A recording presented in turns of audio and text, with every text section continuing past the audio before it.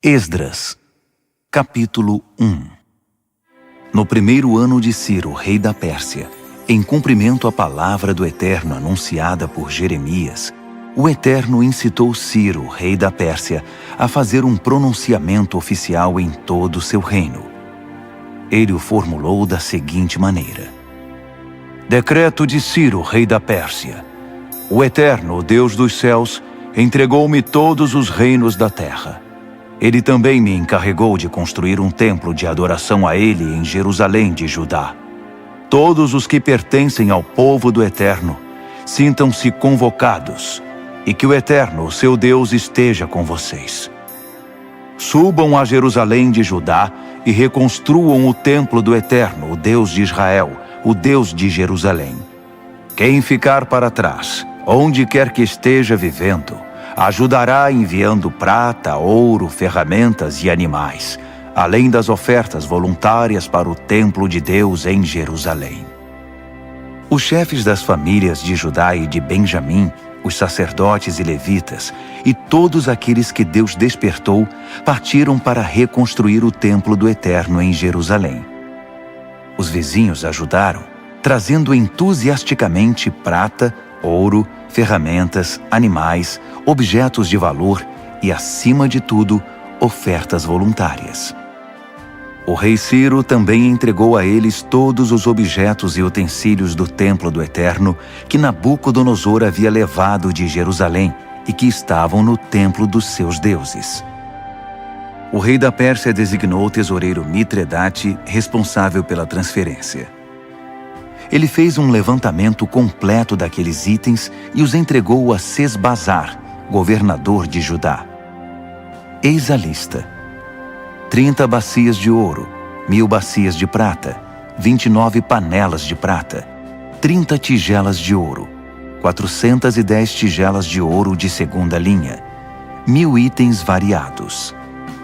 Ao todo, Sesbazar levou consigo 5.400 objetos de ouro e de prata quando voltou com os exilados da Babilônia para Jerusalém. Esdras, capítulo 2. Estes são os habitantes da província que retornaram do cativeiro, os exilados que Nabucodonosor, rei da Babilônia, tinha levado cativo. Eles voltaram para Jerusalém e Judá, cada um para sua cidade. Acompanhavam Zorobabel, Jesua, Neemias, Seraías, Reelaías, Mardoqueu, Bilzã, Mispar, Bigvai, Reum e Baaná. Este é o número dos que retornaram, de acordo com sua família de origem. Parós, 2.172. Cefatias, 372. Ara, 775. Paate Moabe, descendentes de Jesua e Joabe, 2.812.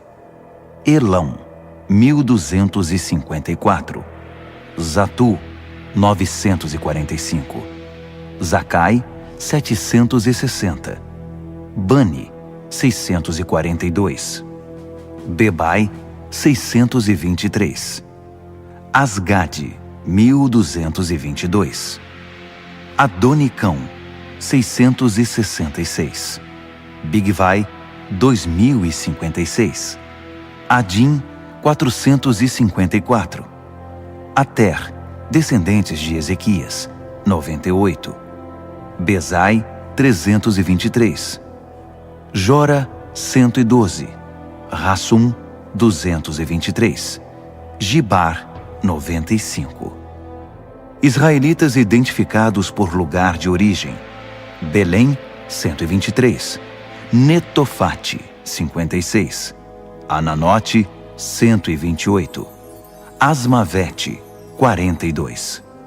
Kiriate Jearim, Sefira e Beerote, 743. Ramá e Geba, 621. Micmas, 122. Betel e Ai, 223. Nebo, 52. Magbis, 156.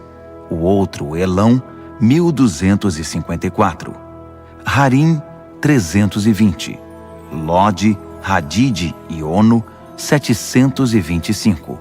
Jericó, 345. Senaá, 3630. As famílias sacerdotais: Jedaías, descendentes de Jesua, 973. Imer, 1052. Pazur, 1247. Harim, 1017. As famílias dos levitas: Jesua e Cadmiel, descendentes de Rodavias, 74. Os cantores, da descendência de Asaf, 128.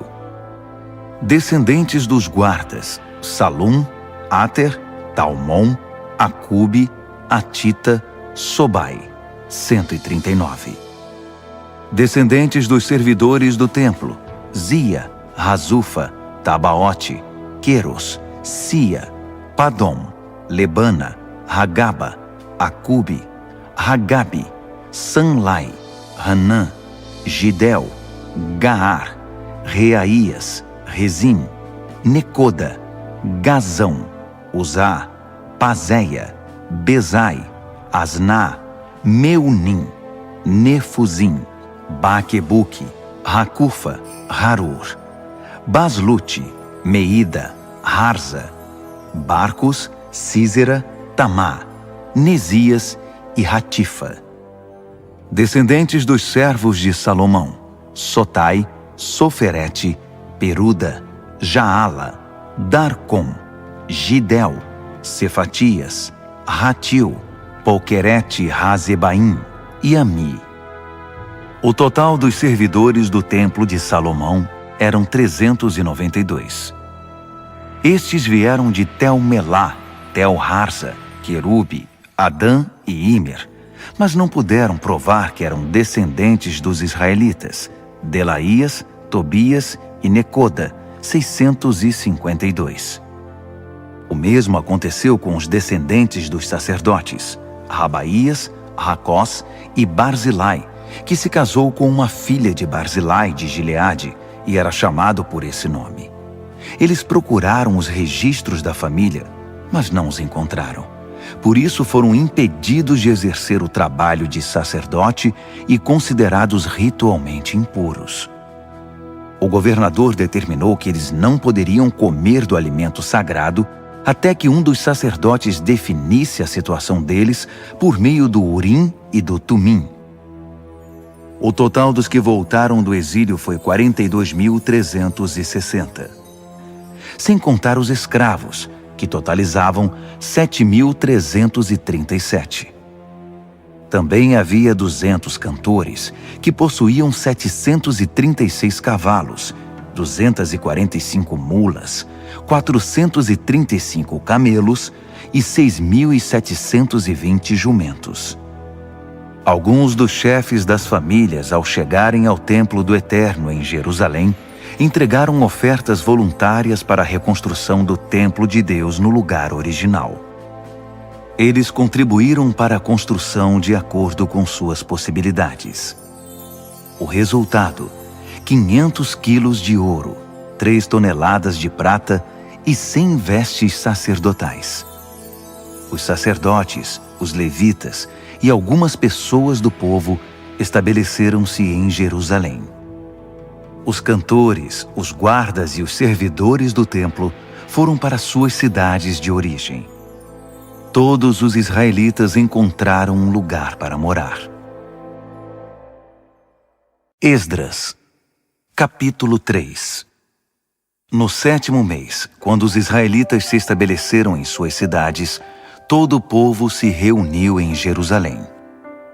Jesua, filho de Josadaque, com seus parentes sacerdotes, e Zorobabel, filho de Sealtiel, com seus parentes, começaram o trabalho de construção do altar do Deus de Israel para oferecer as ofertas queimadas, conforme a revelação de Moisés, homem de Deus.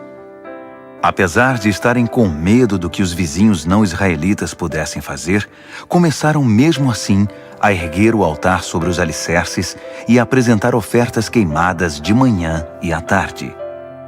Também celebraram a festa das cabanas conforme prescrito e apresentaram as ofertas queimadas determinadas para cada dia. Também apresentaram as ofertas dos sábados, da lua nova e das festas sagradas, bem como as ofertas voluntárias ao Eterno. Começaram a oferecer as ofertas queimadas ao Eterno no primeiro dia do 7º mês, apesar de não terem sido lançados ainda os alicerces do templo do Eterno. Eles contribuíram com dinheiro para a contratação de pedreiros e carpinteiros. Também deram comida, bebida e azeite para o povo de Sidom e de Tiro, como pagamento pelo cedro que trouxeram pelo mar do Líbano até Jope, uma carga autorizada por Ciro, rei da Pérsia. No 2º mês do 2º ano da chegada deles ao local do templo do Eterno em Jerusalém, Zorobabel, filho de Sealtiel, e Jesua, filho de Josadaque, com seus parentes sacerdotes e levitas, e todos os que voltaram do exílio para Jerusalém, deram início ao trabalho. Nomearam os levitas de 20 anos de idade ou mais para supervisionar a reconstrução do templo do Eterno. Jesua e seus parentes uniram-se a Cadmiel, Binui e Rodavias e aos parentes de Renadade, todos levitas, para supervisionar os trabalhadores do templo de Deus. Quando os trabalhadores lançaram os alicerces do templo do Eterno, os sacerdotes, com suas vestimentas, ficaram de pé com as trombetas, e os levitas, descendentes de Asaf, com os símbolos para louvar ao Eterno, conforme a tradição de Davi, rei de Israel. Eles cantaram responsivamente ao Eterno com louvores e ações de graças. Sim, Deus é bom. Ah, sim, Ele nunca deixará de amar a Israel. Todo o povo pulou de alegria, louvando ao Eterno, pois os alicerces do templo do Eterno foram lançados. Enquanto a multidão cantava alegremente, muitos dos sacerdotes, levitas e chefes das famílias que tinham visto o primeiro templo choravam incontrolavelmente ao ver os alicerces do novo templo. Era impossível distinguir os sons de alegria do choro. O barulho podia ser ouvido de longe. Esdras, capítulo 4. Os antigos inimigos de Judá e de Benjamim souberam que os exilados estavam reconstruindo o templo do Eterno, o Deus de Israel. Eles vieram conversar com Zorobabel e com os chefes das famílias. Queremos ajudá-los porque também adoramos ao Deus de vocês. Temos oferecido sacrifícios a ele desde que Esar-Hadon, rei da Assíria, nos trouxe para cá. Mas Zorobabel, Jesua e o restante dos chefes das famílias de Israel responderam: de maneira alguma. A construção do templo do nosso Deus não significa a mesma coisa para vocês. Só nós construiremos o templo para o Eterno, o Deus de Israel. Fomos nós que recebemos de Ciro, rei da Pérsia, a incumbência de reconstruí-lo. Depois disso, aqueles homens começaram a fazer de tudo para desanimar o povo de Judá e para amedrontar os trabalhadores. Eles chegaram a contratar gente de fora para atrapalhar. A perturbação durou 15 anos, durante todo o reinado de Ciro até o reinado de Dario, reis da Pérsia.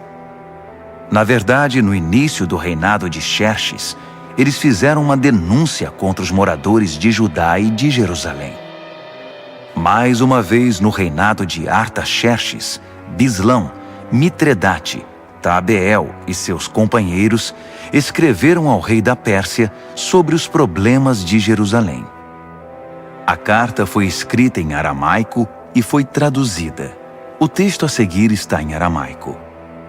Reum, o oficial no comando, e Sinzai, o secretário, escreveram uma carta contra Jerusalém e Artaxerxes, o rei, como segue. Do comandante Reum e do secretário Sinzai e dos seus companheiros, os juízes e os oficiais, sobre o povo de Trípoli, da Pérsia, de Ereque e da Babilônia, Os elamitas de Suzã e das demais nações que o poderoso e famoso Assurbanipal deportou e estabeleceu na cidade de Samaria e em outros lugares a oeste do Eufrates. Esta é a cópia da carta que enviaram. Ao rei Artaxerxes, dos seus servos da terra a oeste do Eufrates. Queremos informar o rei que os judeus que partiram daí e chegaram a Jerusalém começaram a reconstruir essa cidade rebelde e má. Estão empenhados em terminar os muros e em reconstruir os alicerces. O rei precisa saber que quando a cidade estiver reconstruída e os muros terminados, os moradores não pagarão mais 1 centavo de tributo, taxas ou impostos. O tesouro real sofrerá com a perda. Somos leais ao rei e não podemos ficar apáticos enquanto o rei é insultado. Daí o interesse em relatar a situação. Sugerimos que o senhor procure nos registros históricos dos seus antepassados e constatará que essa cidade é rebelde, um espinho para qualquer rei ou governador. É um centro de conflitos e revoltas, e isso há muito tempo. Por isso a cidade foi destruída. Queremos que o rei saiba que se a cidade for reconstruída e seus muros restaurados, o Senhor perderá o que tem nas províncias da além do Eufrates. O rei mandou a resposta ao comandante Reum, ao secretário Sinzai e ao restante dos seus companheiros que viviam em Samaria e em outras localidades a oeste do Eufrates. A paz esteja com vocês. A carta que vocês mandaram foi traduzida e lida para mim. Mandei pesquisar os registros e, de fato, foi constatado que essa cidade se revoltou muitas vezes contra os reis. A rebeldia é um hábito antigo ali. Descobri que houve reis poderosos que conquistaram terras a oeste do Eufrates e impuseram taxas, tributos e impostos. Então façam o seguinte: mandem esses homens interromperem a obra imediatamente e não permitam que a recomecem até que eu mande. Sejam rápidos e firmes. Eles já causaram muitos danos aos reis. A carta do rei Artaxerxes foi lida para Reum, para o secretário Sinzai e seus companheiros. Eles não perderam tempo. Foram logo avisar os judeus em Jerusalém e os obrigaram a interromper a obra. Assim, a reconstrução do Templo do Eterno em Jerusalém foi interrompida. Nada foi feito até o 2º ano do reinado de Dario, rei da Pérsia. Esdras, capítulo 5. Enquanto isso, os profetas Ageu e Zacarias, filho de Ido, pregavam aos judeus em Judá e em Jerusalém com autoridade concedida pelo Deus de Israel. Por isso, Zorobabel, filho de Sealtiel, e Jesua, filho de Josadaque, reiniciaram a reconstrução do templo de Deus em Jerusalém. Os profetas de Deus vieram ajudá-los. Tatenai, governador do território a oeste do Eufrates na época, Setar-Bozenai e seus companheiros procuraram os israelitas e perguntaram: quem deu autorização a vocês para reconstruir o templo e restaurar os muros? Então informamos a eles os nomes dos encarregados da construção. Mas Deus estava atento aos líderes dos judeus. Por isso a obra não foi interrompida até Dario ser informado e enviar a resposta oficial. Tatenai, governador do território a oeste do Eufrates, Setar-Bozenai e seus companheiros, os oficiais do território, enviaram uma carta ao rei Dario. Este é o conteúdo. Ao rei Dario, paz e sucesso. Queremos relatar ao rei que fomos à província de Judá, ao templo do grande Deus que está sendo reconstruído com enormes pedras. No momento estão pondo as vigas de madeira nas paredes. A obra está sendo executada com empenho e rapidez. Perguntamos aos líderes: quem deu autorização a vocês para reconstruir o templo e restaurar os muros? Também pedimos os nomes dos responsáveis para que pudéssemos informar quem são os encarregados da construção. Eles nos disseram o seguinte: somos servos do Deus dos céus e da terra. Estamos reconstruindo o templo que foi construído muito tempo atrás. Um grande rei de Israel construiu toda esta estrutura. Mas nossos antepassados deixaram o Deus dos céus furioso. Por isso, ele os entregou nas mãos de Nabucodonosor, rei da Babilônia, que destruiu o templo e levou o povo cativo para a Babilônia. Mas quando Ciro se tornou rei da Babilônia, no seu primeiro ano, autorizou a reconstrução do templo de Deus. Além disso, devolveu os utensílios de ouro e de prata do templo de Deus que Nabucodonosor tinha levado embora e posto no templo na Babilônia. O rei Ciro retirou-os do templo da Babilônia e os entregou a Sesbazar, a quem nomeou governador. Ele disse a Sesbazar: "Põe estes utensílios de volta no templo de Jerusalém." Desde então, estamos reconstruindo o templo, mas ainda não terminamos. Agora, se o rei concordar, procure nos registros dos arquivos reais da Babilônia se de fato o rei Ciro autorizou a reconstrução do templo de Deus em Jerusalém. Então, por favor, informe-nos da decisão do rei sobre o assunto. Esdras, capítulo 6. O rei Dario mandou procurar aqueles registros nos arquivos da Babilônia, e foi encontrado um rolo na fortaleza de Ecbatana, na província da Média, com o seguinte registro. Memorando. No primeiro ano do seu reinado, Ciro promulgou um decreto com respeito ao templo de Deus em Jerusalém, nos seguintes termos: o templo no qual foram oferecidos sacrifícios deve ser reconstruído sobre novos alicerces. Terá 27 metros de altura e 27 metros de largura, com 3 camadas de pedras grandes e uma de madeira. O custo da obra será pago pela tesouraria do reino. Os utensílios de ouro e de prata do templo de Deus, que Nabucodonosor levou para a Babilônia, deverão ser devolvidos ao templo de Jerusalém, cada um ao seu devido lugar. Ordeno que sejam postos de volta no templo de Deus. Dario respondeu: Agora ouçam, Tatenai, governador do território a oeste do Eufrates, Setar-Bozenai, seus companheiros e todos os oficiais do território. Não os impeçam. Deixem o governador e os líderes dos judeus em paz, para que possam dedicar-se à reconstrução do templo de Deus. Portanto, determino oficialmente que vocês ajudem os líderes dos judeus na reconstrução do templo de Deus da seguinte forma. 1. Todos os custos da construção serão pagos pela tesouraria do reino, dos tributos arrecadados do território a oeste do Eufrates. Pague-nos em dia, para que a obra não seja interrompida. 2. O que for preciso para a adoração deles, novilhos, carneiros e cordeiros, para as ofertas queimadas ao Deus dos céus, e todo o trigo, sal, vinho e azeite que os sacerdotes de Jerusalém solicitarem, deve ser entregue a eles sem demora, para que possam oferecer seus sacrifícios ao Deus dos céus e orar pela vida do rei e dos seus filhos. Determino ainda que qualquer um que violar essa ordem seja pendurado numa viga tirada da própria casa do réu, depois que ela for reduzida a um monte de entulho. Que o Deus, cujo nome foi posto naquele local, destrua qualquer rei ou povo que ouse desrespeitar esse decreto e destruir o templo de Deus em Jerusalém. Eu, Dario, o decretei. Executem exatamente como está determinado e rapidamente. Tatenai, governador do território a oeste do Eufrates, Setar-Bozenai e seus companheiros cumpriram à risca o decreto de Dario. Assim, os líderes dos judeus deram prosseguimento à construção.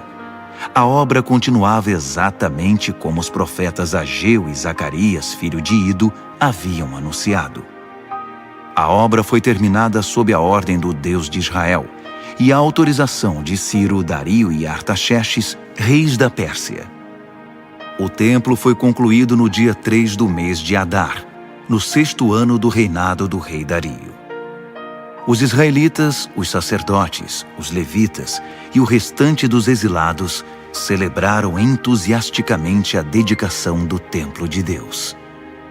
Para a cerimônia de dedicação, ofereceram 100 novilhos, 200 carneiros e 400 cordeiros. Como oferta de perdão, ofereceram 12 cabritos, um para cada tribo de Israel. Distribuíram os sacerdotes pelos seus turnos e os levitas conforme suas funções no serviço de Deus em Jerusalém, tudo de acordo com o que está escrito no livro de Moisés. No dia 14 do primeiro mês, os exilados celebraram a Páscoa. Todos os sacerdotes e levitas, sem exceção, se consagraram. Estavam todos ritualmente puros, e os levitas ofereceram o cordeiro da Páscoa pelos exilados, por seus companheiros sacerdotes e por si mesmos. Os israelitas que voltaram do exílio e todos os que abandonaram as práticas profanas das nações vizinhas para se unir a eles e buscar o Eterno, o Deus de Israel, participaram da refeição da Páscoa. Os 7 dias da festa dos pães sem fermento foram uma alegre celebração. O Eterno tinha mesmo dado a eles razão para muita alegria, pois havia mudado a mente do rei da Assíria e conquistado para eles seu apoio na construção do templo de Deus, o Deus de Israel. Esdras, capítulo 7. A chegada de Esdras se deu após esses acontecimentos. Foi durante o reinado de Artaxerxes, rei da Pérsia. Esdras era filho de Seraías, filho de Azarias, filho de Ilquias, filho de Salum, filho de Zadoque, filho de Aitube, filho de Amarias, filho de Azarias, filho de Meraiote, filho de Zeraías, filho de Uzi, filho de Buque, filho de Abizua, filho de Finéias, filho de Eleazar, filho de Arão, o sacerdote principal. Esse era Esdras. Ele veio da Babilônia e era profundo conhecedor da revelação de Moisés, dada pelo Eterno, o Deus de Israel. Como a mão do Eterno estava com Esdras, o rei concedeu tudo o que ele havia pedido.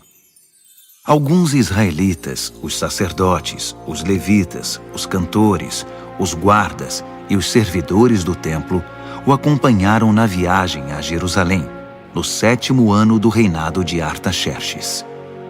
Eles chegaram no 5º mês daquele ano. Esdras tinha saído da Babilônia no 1º dia do 1º mês, e a chegada a Jerusalém aconteceu no 1º dia do 5º mês, sob a direção protetora de Deus. Esdras dedicou-se a estudar e a praticar a revelação de Deus, e a ensinar aos israelitas as verdades contidas no livro. Esta é a carta que o rei Artaxerxes entregou a Esdras, sacerdote e estudioso, mestre em questões relativas aos ensinamentos do Eterno para Israel. Artaxerxes, rei dos reis, ao sacerdote Esdras, estudioso dos mandamentos do Deus do céu. Paz e sucesso.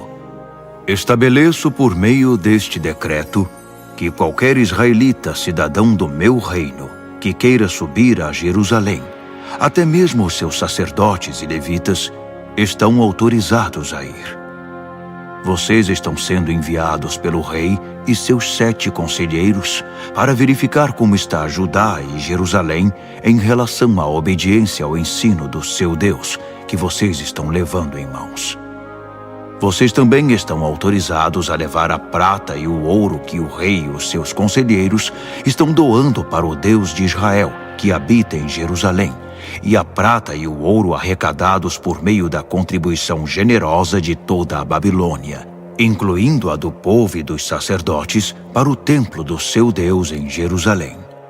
Utilizem esse dinheiro criteriosamente para comprar bois, carneiros, cordeiros e os ingredientes para as ofertas de cereal e de bebida.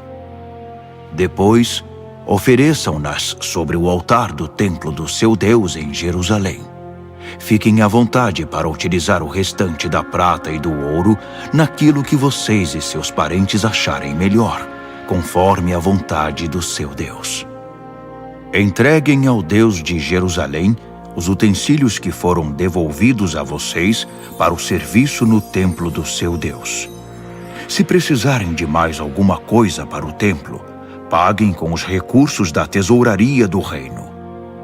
Eu, o rei Artaxerxes, autorizo solenemente e determino a todos os tesoureiros do território a oeste do Eufrates que forneçam ao sacerdote Esdras, o estudioso dos mandamentos do Deus do céu, tudo de que ele precisar, até a quantia de 3,5 toneladas de prata, 100 tonéis de trigo, 10 barris de vinho, 10 barris de azeite e sal à vontade. Tudo que o Deus dos céus exigir para o templo deve ser entregue sem hesitação, porque o rei e seus filhos arriscariam provocar sua ira. Fique claro que ninguém poderá cobrar tributos, taxas ou impostos de nenhum sacerdote, levita, cantor, guarda do templo, servidor do templo ou qualquer trabalhador vinculado ao templo de Deus. Eu o autorizo, Esdras, com a sabedoria que Deus deu a você, a nomear magistrados e juízes para administrar a justiça a todo o povo do território a oeste do Eufrates, que viva de acordo com os mandamentos de Deus. Você tem a missão de ensinar os mandamentos de Deus aos que não os conhecem. Quem não obedecer aos mandamentos do seu Deus e às leis do rei, deve ser imediatamente processado e punido com morte, exílio, multa ou prisão. Bendito seja o Eterno, o Deus de nossos antepassados, que concedeu ao rei o propósito de honrar o templo do Eterno em Jerusalém. Além do mais, Deus fez que o rei e todos os seus conselheiros e oficiais influentes fossem benevolentes para comigo. O Eterno, meu Deus, esteve ao meu lado. Por isso estou pronto para ir. Já organizei a viagem de todos os líderes de Israel que irão me acompanhar. Esdras, capítulo 8. Estes foram os chefes das famílias e os que se alistaram para sair comigo da Babilônia, no reinado do rei Artaxerxes.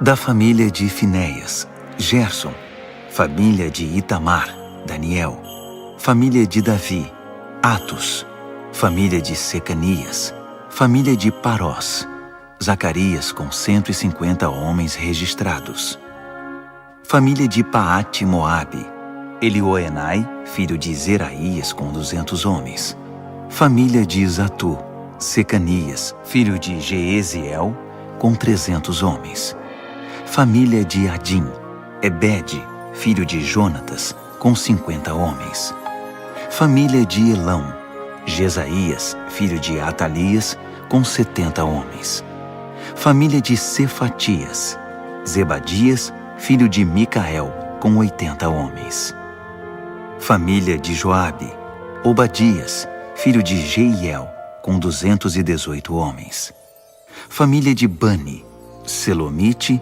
filho de Josifias, com 160 homens; família de Bebai, Zacarias, filho de Bebai, com 28 homens; família de Asgade, Joanã, filho de Racatã, com 110 homens; família de Adonicão, trazendo os últimos, Elifelete, Jeuel, Semaías, com 60 homens; família de Bigvai, Utai e Zabude, com 70 homens.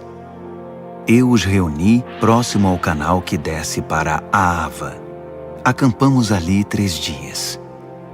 Descobri que no grupo só havia leigos e sacerdotes, mas nenhum levita.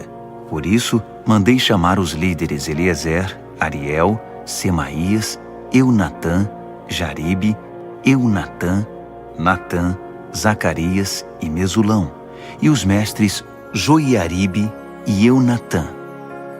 Depois, mandei que falassem com Ido, chefe da cidade de Cassifia. Expliquei o que deveriam dizer a Ido e a seus parentes que moram em Cassifia. Mande-nos ministros para o templo do nosso Deus. A boa mão de Deus estava conosco, Por isso eles trouxeram um homem sábio da família de Mali, filho de Levi, filho de Israel, que se chamava Serebias. Entre filhos e irmãos vieram 18 homens. Trouxeram também Razabias e Jesaías da família de Merari. Entre filhos e irmãos eram 20 homens. Também vieram 220 servidores do templo, descendentes dos que ministravam no templo que Davi e os oficiais haviam designado para auxiliar os levitas em seu trabalho. Todos foram registrados pelo nome. Perto do canal de Aava, proclamei um jejum, pois era hora de demonstrar humildade diante do nosso Deus e de orar por sua orientação e proteção na viagem, pelas pessoas e pelos bens que estávamos transportando. É que eu tinha ficado sem jeito de pedir uma escolta ao rei contra os assaltos na estrada. Em vez disso, dissemos a ele: o nosso Deus protege todos os que o buscam, mas se desvia daqueles que o abandonam. Assim jejuamos e oramos por nossa viagem, e Deus nos ouviu. Depois escolhi a 12 dos principais sacerdotes, Serebias, Razabias e 10 de seus irmãos, e pesamos a prata, o ouro, os utensílios e as ofertas para o templo do nosso Deus que o rei, os seus conselheiros e todos os israelitas haviam doado. O resultado: 25 toneladas de prata, 100 utensílios de prata no valor de quase 4 toneladas de ouro, 20 tigelas de ouro de 8,5 kg, 2 vasilhas de bronze polido, tão valioso quanto o ouro. Depois da contagem, declarei: vocês e esses utensílios estão consagrados ao Eterno. A prata e o ouro são ofertas voluntárias para o Eterno, o Deus de seus antepassados. Guardem esses objetos até que possam pesá-los no templo do nosso Deus, diante dos sacerdotes, dos levitas e dos chefes das famílias que estão em Jerusalém. Os sacerdotes e os levitas ficaram responsáveis por tudo que foi pesado e entregue a eles e tomaram todas as providências para levá-los ao templo de nosso Deus em Jerusalém. Saímos do canal de Aava no dia 12 do primeiro mês, em direção a Jerusalém. Deus esteve conosco durante toda a viagem e nos protegeu de assaltos e de bandidos nas estradas. Chegamos a Jerusalém e aguardamos 3 dias. No 4º dia, a prata, o ouro e os utensílios foram pesados no templo do nosso Deus e entregues a Meremote, filho do sacerdote Urias. Eleazar, filho de Finéias, estava com ele, além dos levitas Josabade, filho de Jesua, e Noadias, filho de Binuí. Tudo foi contado e pesado, e registraram o peso total. Quando chegaram os exilados, eles ofereceram ofertas queimadas ao Deus de Israel como segue: 12 bois, representando as tribos de Israel, 96 carneiros, 77 cordeiros, 12 cabritos como oferta de perdão. Tudo isso foi oferecido como oferta queimada ao Eterno. Também divulgaram as ordens do rei aos administradores das províncias nomeados no território a oeste do Eufrates, e eles deram todo o apoio ao povo na obra do templo de Deus. Esdras, capítulo 9. Depois de tudo pronto, os líderes vieram conversar comigo. Disseram: o povo de Israel e os sacerdotes e levitas não se separaram dos povos vizinhos, nem das práticas perversas e obscenas dos cananeus, dos heteus, dos fariseus, dos jebuseus, dos amonitas, dos moabitas, dos egípcios e dos amorreus. Eles deram suas filhas em casamento a esses povos, e seus filhos se casaram com as filhas deles. A linhagem santa agora está misturada com esses povos. Os nossos líderes e oficiais foram os primeiros a cometer esse pecado. Quando ouvi isso, rasguei minha roupa, até minha túnica. Arranquei cabelo da cabeça e da barba e me joguei no chão desesperado. Muitos estavam tremendo de medo em virtude do que Deus estava dizendo sobre a traição dos exilados.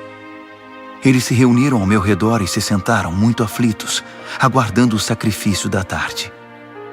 Na hora do sacrifício, criei coragem. Levantei-me e, com a roupa rasgada e a túnica na altura do joelho, levantei as mãos para o Eterno e orei. Meu Deus, estou tão envergonhado que nem consigo olhar para ti. Nossos pecados são maiores do que nós e nos impedem de enxergar. Nossa culpa chegou até o céu. Estamos atolados em culpa desde os tempos de nossos antepassados. Por causa do nosso pecado, nossos reis e sacerdotes, fomos entregues a reis estrangeiros para sermos mortos, levados cativos, saqueados e envergonhados, como acontece hoje. Agora, por um breve momento, o Eterno, nosso Deus, permitiu que alguns de nós escapassem e pisassem de novo este santo lugar. Assim fez nossos olhos brilharem e aliviou um pouco o nosso sofrimento. Éramos escravos. Mesmo assim, o nosso Deus não nos abandonou. Ele nos fez obter o favor dos reis da Pérsia e nos tem dado coragem para reconstruir o templo do nosso Deus, restaurar suas ruínas e construir um muro de defesa para Judá e Jerusalém. Agora, ó Deus, depois de tudo isso, o que podemos dizer? Pois desprezamos os teus mandamentos, que nos deste por meio dos teus servos, os profetas. Eles nos disseram: a terra que vocês vão possuir está poluída, entulhada com a perversidade do povo que vive ali. Eles a contaminaram com suas práticas abomináveis.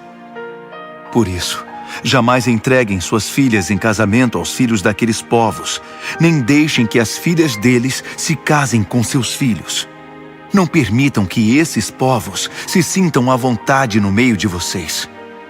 Não se envolvam com eles, nem se tornem amigos deles, para que vocês se tornem um povo forte, ganhem bastante dinheiro e deixem um patrimônio razoável para os filhos. Depois de tudo isso que sofremos, por causa de nossos erros e da culpa que acumulamos, ainda que o castigo tenha sido muito menor que o merecido, porque tu nos livraste da opressão, estamos outra vez quebrando os teus mandamentos. Nossos filhos estão se casando com pessoas que praticam perversidades. Não seria isso motivo para que elimines este povo, sem deixar um único remanescente, sem dar a ninguém a chance de escapar? Tu és o Deus justo de Israel. E hoje não passamos de um pequeno bando de exilados que conseguiram sobreviver. Olha para nós, que estamos diante de ti com toda essa culpa. Mas sabemos que não vamos aguentar esta situação por muito tempo. Esdras, capítulo 10. Esdras chorava, prostrado diante do templo de Deus. Enquanto orava e fazia essa confissão, uma multidão imensa de homens, mulheres e crianças de Israel se aglomerou em torno dele, e todos começaram a chorar compulsivamente. Secanias, filho de Jeiel, da descendência de Elão, na condição de porta-voz do povo, disse a Esdras: Traímos o nosso Deus, casando-nos com mulheres estrangeiras dos povos ao redor. Mas nem tudo está perdido, ainda há esperança para Israel. Vamos fazer uma aliança agora mesmo com o nosso Deus. Vamos mandar embora todas essas mulheres e seus filhos, de acordo com o que o meu Senhor e aqueles que respeitam os mandamentos de Deus estão dizendo. Agora, Esdras, levante-se, tome a iniciativa e nós o apoiaremos. E não volte atrás. Assim Esdras arrancou dos sacerdotes, dos levitas e de todo Israel a promessa solene de acatar a proposta de Secanias. E eles honraram a promessa. Esdras deixou a praça que ficava em frente do templo de Deus e foi para a casa de Joanã, filho de Eliasibe, onde se hospedou. Ele continuou jejuando sem comer nem beber nada e chorando por causa da traição dos exilados. Depois disso, foram enviados mensageiros a todo o território de Judá e por toda Jerusalém, convocando os exilados a se reunirem em Jerusalém. Quem não aparecesse dentro de 3 dias, conforme a decisão dos líderes e das autoridades, teria seus bens confiscados e seria eliminado da comunidade. 3 dias depois, todos os homens de Judá e de Benjamim estavam em Jerusalém. No dia 20 do 9º mês, todos se sentaram na praça em frente do templo de Deus, impacientes, inquietos e ansiosos por causa da relevância do assunto da reunião e porque chovia muito. Finalmente, o sacerdote Esdras levantou-se e declarou: Vocês são traidores! Casaram-se com mulheres estrangeiras e assim aumentaram a culpa de Israel. Agora reconheçam seu erro diante do Eterno, o Deus de seus antepassados, e façam o que ele exige de vocês. Mantenham distância dos povos da terra e separem-se das mulheres estrangeiras. Toda a congregação respondeu a uma só voz: Sim, faremos tudo o que você mandar. Mas havia uma ressalva. Veja bem, tem muita gente aqui e estamos na época da chuva. Você não espera que resolvamos isso agora, debaixo de chuva, não é? Vai ser preciso esperar um pouco, porque foram muitos os que cometeram esse erro. Devemos deixar que nossos líderes decidam pela congregação e que cada homem que vive em nossas cidades e tenha se casado com uma estrangeira compareça aqui numa data determinada, acompanhado das autoridades e dos juízes da cidade. Faremos isso até que o furor da ira do nosso Deus se afaste de nós. Os únicos que se opuseram à sugestão foram Jonatas, filho de Azael, e Jazeías, filho de Tikvá, apoiados por Mesulão e pelo levita Sabetai. Então, os exilados decidiram pôr o plano em prática. O sacerdote Esdras escolheu pessoalmente homens que eram chefes de famílias. No primeiro dia do 10º mês, eles se reuniram para estudar a questão. No primeiro dia do 1º mês, todos os casos de homens que haviam se casado com mulheres estrangeiras estavam resolvidos. Entre as famílias dos sacerdotes, os que se casaram com mulheres estrangeiras foram: da família de Jesua, filho de Josadaque e seus irmãos, Maazéias, Eliezer, Jaribe e Gedalias. Todos se comprometeram em despedir suas mulheres e deram um aperto de mão, como sinal de compromisso. Também trouxeram um carneiro do rebanho como oferta de reparação. Da família de Imer, Hanani e Zebadias. Da família de Harim, Maazéias, Elias, Semaías, Jeiel e Uzias.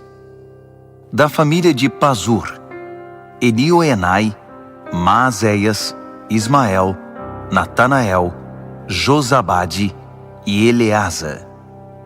Entre os levitas, Josabade, Simei, Quelaías, isto é, Quelita, Petaías, Judá e Eliezer. Entre os cantores, Eliasibe. Entre os guardas do templo, Salum, Telem e Uri. Entre os outros israelitas, da família de Parós, Ramias, Gesias, Malquias, Miamim, Eleazar, Malquias e Benaia. Da família de Elão, Matanias, Zacarias, Jeiel, Abdi, Jeremote e Elias. Da família de Zatu, Elioenai, Eliasibe, Matanias, Jeremote, Zabade e Aziza. Da família de Bebai, Joanã, Hananias, Zabai e Atlai. Da família de Bani, Mesulão, Maluque, Adaías, Jazube, Seal e Jeremote. Da família de Paate Moabe, Adna, Quelau, Benaia, Maazéias, Matanias, Bezalel, Binui e Manassés.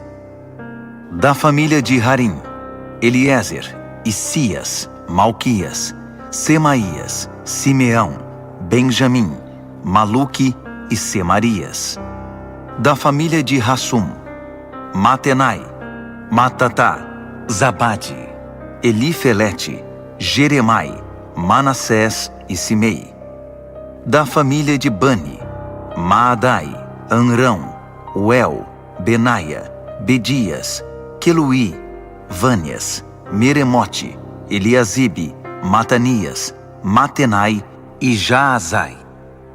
Da família de Binui, Simei, Selemias, Natã, Adaías, Macnadbai, Sazai, Sarai, Azarreel, Selemias, Semarias, Salum, Amarias e José. Da família de Nebo, Jeiel, Matitias, Zabade, Zebina, Jadai, Joel e Benaia. Todos esses se casaram com mulheres estrangeiras, e alguns deles tiveram filhos com elas.